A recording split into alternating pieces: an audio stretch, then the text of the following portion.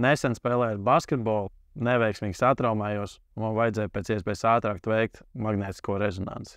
Zvanījos apkārt, un vienīgā vieta, kur nākamajā dienā varēja tikt, bija magnētiskās rezonances centrs Mārupas ielā 1A.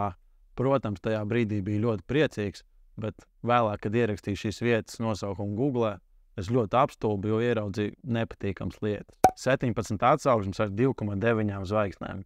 Palasot atsauksmes, briesmīga attieksme pret klientu, metiet līkumu šai vietai, nelaipns personāls. Tajā brīdī uzreiz iedomājos, varbūt jāatceļ pieraksts, bet magnētiskā rezonance ir ļoti nepieciešama, tāpēc nākamajā dienā, protams, negribīgi gāju uz šo iestādi. Mana pieredze bija pilnīgi pretēji šīm atsauksmēm. Visi bija ļoti laipni un pretīm nākoši, bet atsauksmes ir briesmīgas, un pats sliktākais ir tas, ka tās no Google nevar izņemt ārā. Tāpēc jebkuram uzņēmumam būtu jāpiedomā pie tā, kā veicināt labas atsauksmes Google, lai nerastos līdzīga situācija kā man.